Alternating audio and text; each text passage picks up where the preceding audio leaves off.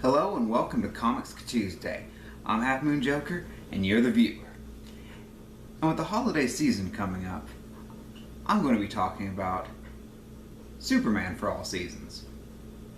It was written by Jeff Loeb and illustrated by Tim Sales. And it was something of a follow-up to Batman: The Long Halloween. But it's tonally very different, mostly because it focuses on Superman and it's kind of in step with Superman, and that is much more lighthearted. And this is my favorite origin story for Superman, if you can call it that, because it actually doesn't feature Krypton in any way, shape, form, fashion, or idea.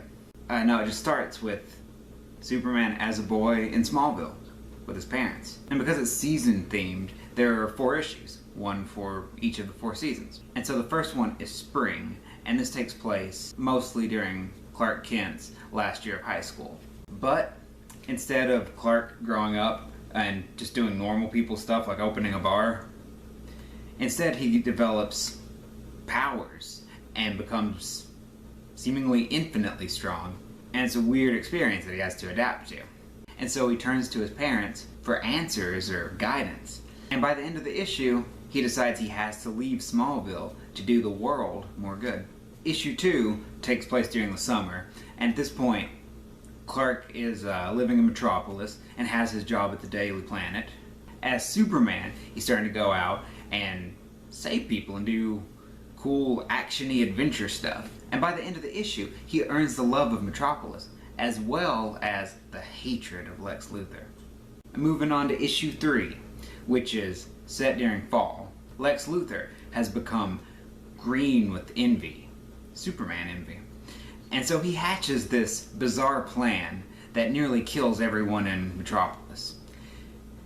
And Lex succeeds in making Superman clean up his mess and save everybody for some insane reasons I don't really understand.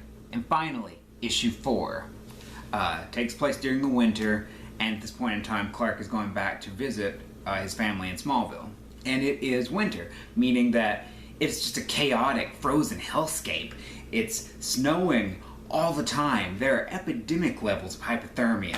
People have dry skin, they're falling and busting their asses. There's apocalyptic wind blowing all over the place. There's icicles everywhere, and I know they're pretty, but those things are dangerous. And you just gotta wait in line for hours to get one simple pumpkin spice latte, which just almost makes it not even worthwhile. But that's real life winter. Sorry, I got sidetracked.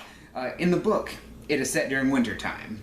And so we see Clark visiting his family, and while having dinner with his parents and Lana Lang, they're interrupted with news that there's going to be some severe weather going on. So the people of the town are a bit distressed, but Superman's there and he just starts flying around being awesome.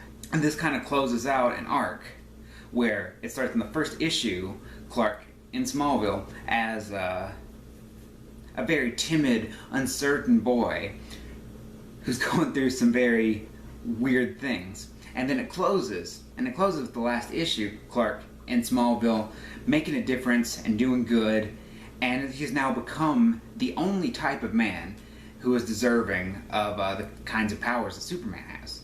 And this is absolutely my favorite kind of Superman story, because they don't lean on action-adventure tropes. They don't have to try to sell you on the fact that Superman's in danger. As a matter of fact, Superman receives no injury of any sort through the whole storyline. And overall, it's kind of technically uneventful. But this story has a slow pace that allows for it to just be packed, filled to the brim and gills with character. And also to kind of help it along with the pacing, every single issue is narrated by a different character. So you'll have the dialogue and scenes going on in real time, mixed in and interweaved with the narration. So it's still packed with content while kind of having a comfortable, meandering type pace. And I've never seen that sort of thing pulled off as well as it is in this book.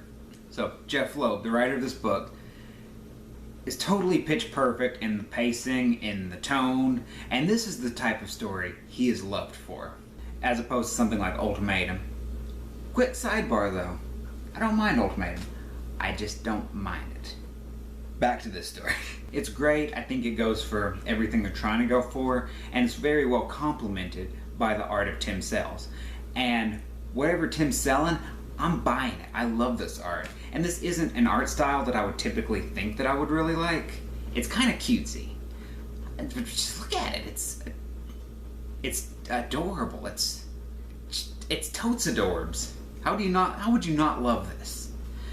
And I think it really, because of that, is helpful to the whole tone of the story, because this is maybe the friendliest Superman that there is.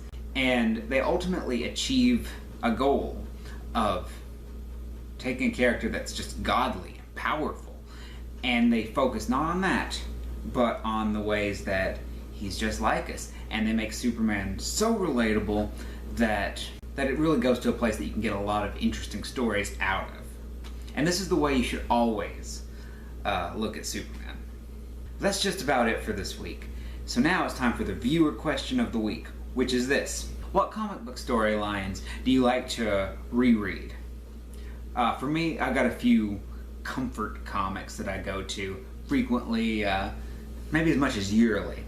And those are and some of those stories are Spider-Man, Maximum Carnage, or The Dark Knight Returns, any portion of Dragon Ball Z. And now that I'm reading Invincible, I know there's going to be some Invincible stories in there. But comics, you reread. Leave it down in the comments section below. And don't forget to like this video, subscribe to my channel. Come back next time for Comics Tuesday. And next time on Comics Tuesday, things are going to get creepy. Thanks for watching.